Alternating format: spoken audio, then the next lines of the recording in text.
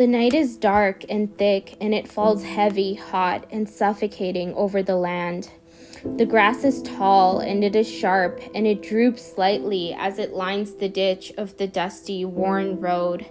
The dusty road that if you look down, it will look you in the eyes and say, "Yes, I'm here, come to me." The moon hangs high in the sky, but all its light appears faded. It's just a circle of white ringed by gray, as the night is just an all-expansive, starless sky of black. The only light there is shines from the piercing rays of a gas station light far off in the distance, too far to illuminate anything. The night is unnatural, the night is eerie, the night is heavy. This is the place where nature and the city clashes. Nature is overpowered, of course, by the city's snaking fingers that press into everything. The tired terror rage hurts in the eyes of the men, and the hopeless desolate love in the mouths of the women, and the sorrow and silence in the people who are not either. The way the grass dies in the polluted dust of the roadside. But there is living grass still. There is kindness and cleverness in the eyes of the men, anger and confidence in the mouths of the women. Secrets, hope, and wisdom in the people who are not either. And there is the way the night falls like a disguise, like a cloak, like a blanket. The crickets chirp and buzz, silently cheering me on. I am a shadow of a girl. I am a girl lost in the shadows, trailing behind another girl who always blocks all the light. I am the silent one, the unseen one. I am the one who is always nothing and no one. But not anymore. The air is hot and humid, and yet it feels cool around my body, around my face, around my arms, around the soles of my bare feet. The dew on the grass brushes against my ankles. Miri kissed me 3 days ago before I set off onto this mission with the blocker of my light. She told me to be brave, be confident, be brutal. And I'm not brave, I'm broken. But when Miri kisses me, hope runs down like molten gold over the broken, jagged edges of my heart, pulls them together.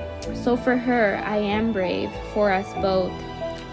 The other girl is walking in front of me. She always is. She is walking slowly. Even her steps are haughty, and I don't quite know how she manages that.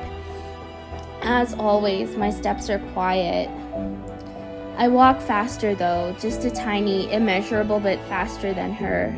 The air around me grows immeasurably colder. The path is full of rocks and broken bits of concrete from when the road was functional. It digs into my bare feet. She, in her thick-soled shoes, cannot feel it.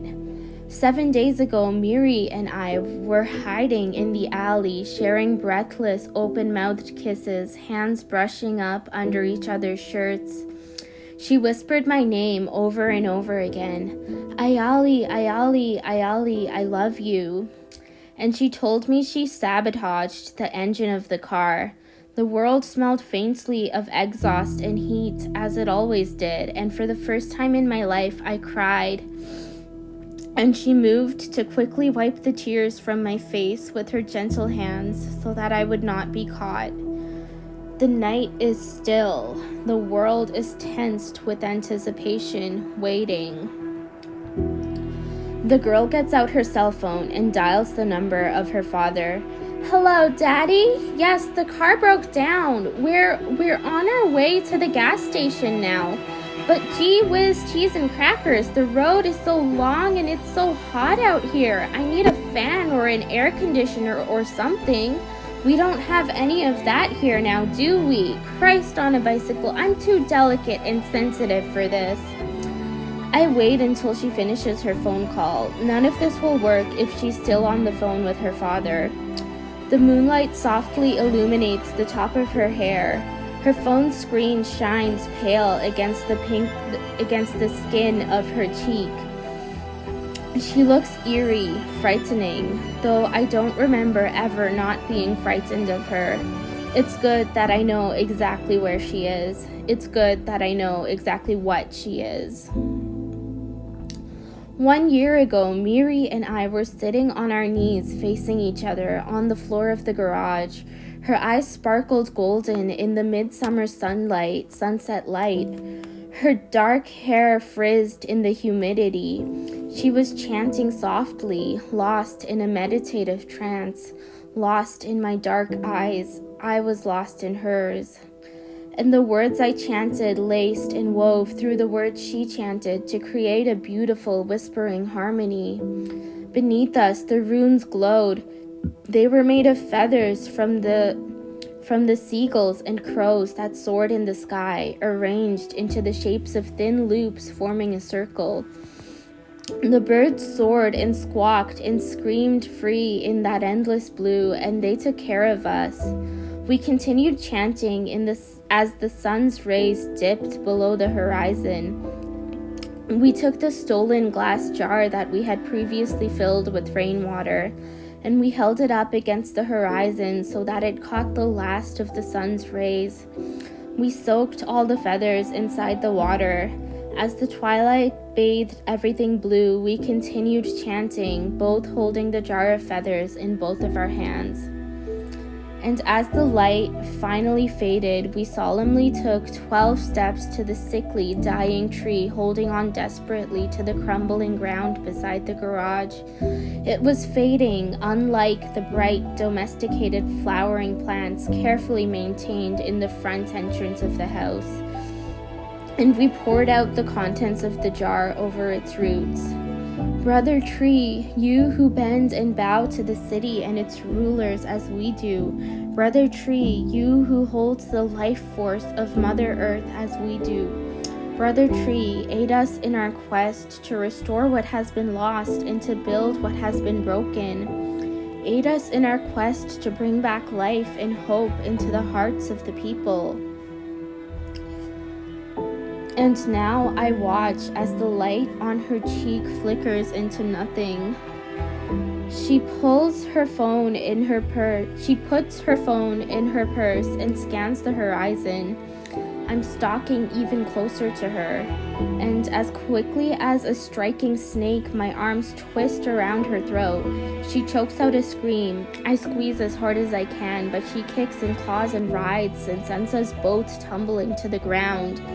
She gains the upper hand for a moment, lays her upper body on top of mine, and pins my arms to my side.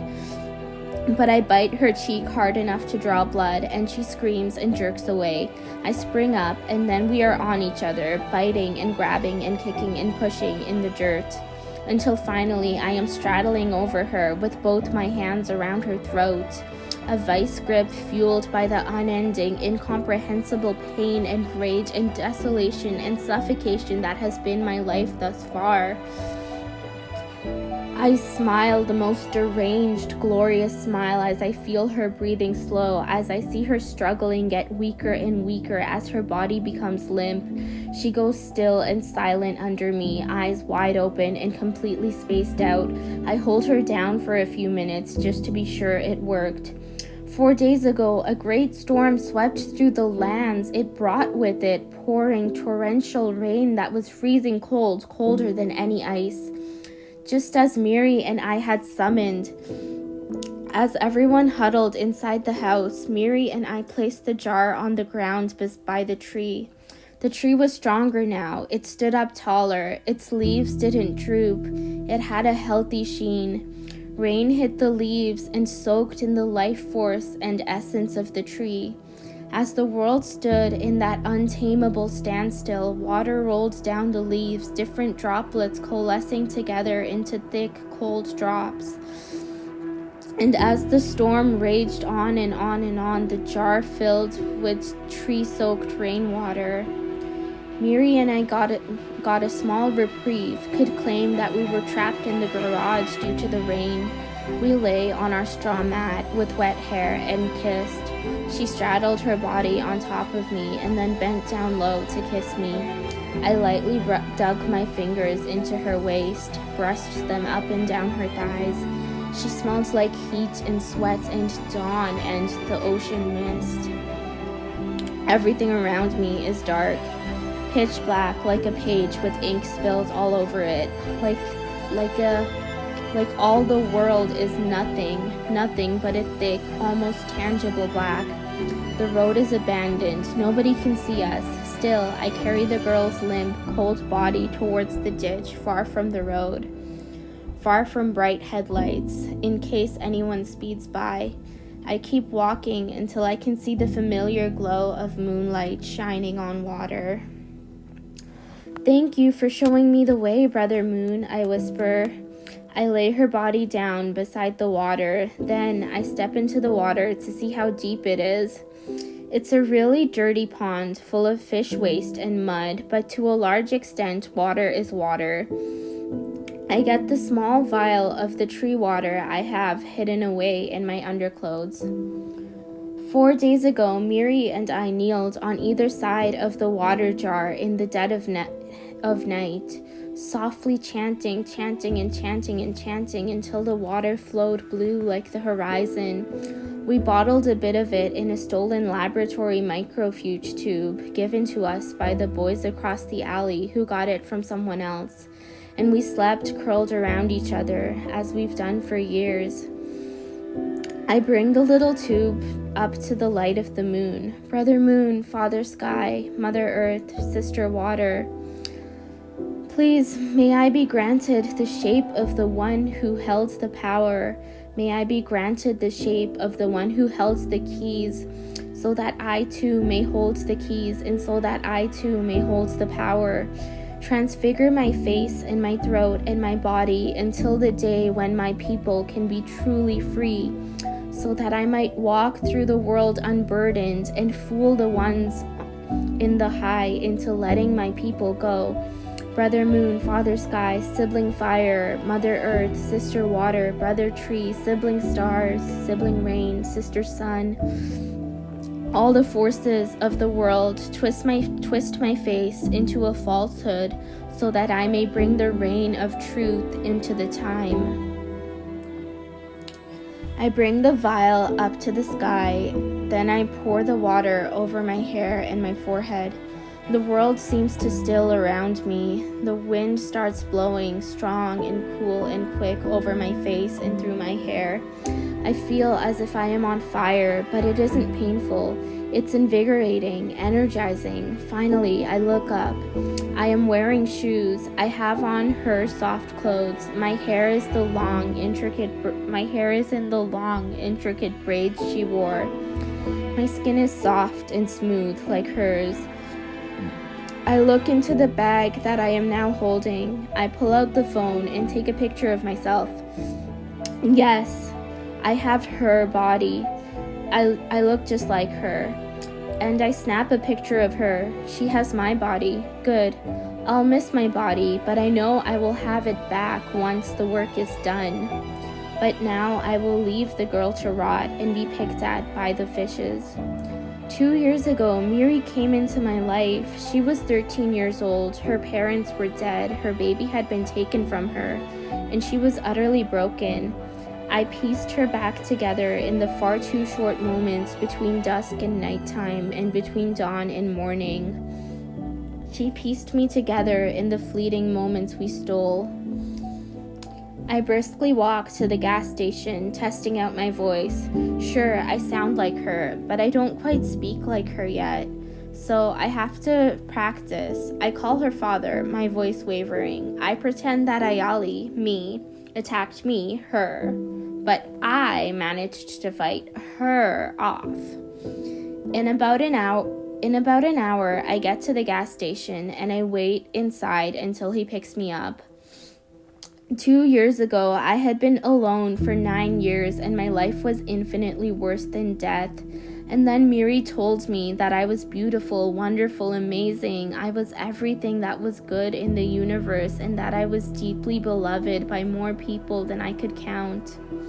And so I sleep for the first time in a large, soft bed. And I sneak Miri in there too, claim that I'm oh so tired from my ordeal and I couldn't possibly sleep alone and I need her to stay up and stand watch.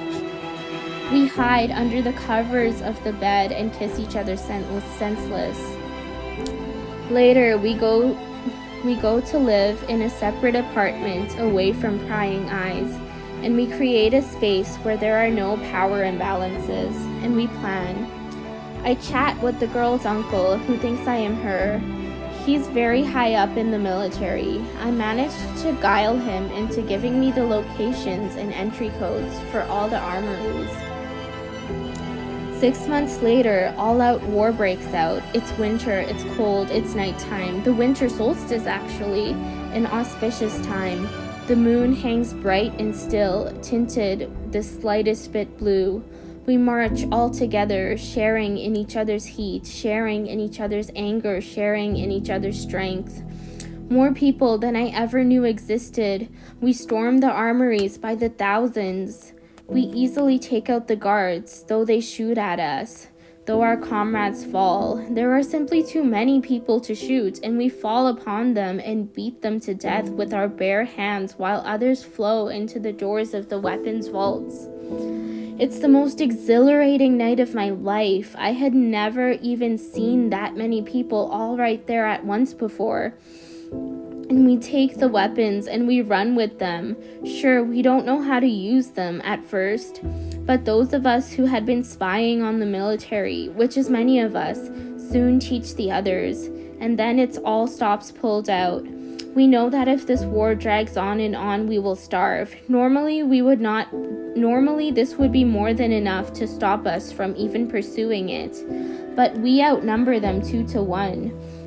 We have most of the weapons. The odds are in our favor and the chips are on our side. We know that this is the one chance to get free, and freedom is worth dying for. If it means our children will live, we can win this, and we do win easily. It's a matter of weeks. People did die though. People died in droves, and it was terrible. It was bloody. It was ugly. It was gruesome. It was painful. For them and for all the ones they left behind. It was something that shouldn't have happened, but they died for the new generations, for the future, and for the earth and sky and all their children. 2 years later, I'm back in my proper body. I'm surrounded by my community. I'm married to Miri and with my 4-year-old stepchild, Novali. She's so small, and she's back with us, reunited with her mother at the same age in which I was separated from mine. And she can be a child. The air is clearer than it ever has been, the water more flowing, the ground is cleaner. There are more plants than before, the moon shines brightly, and so do the stars. And people have peace in their eyes, have joy.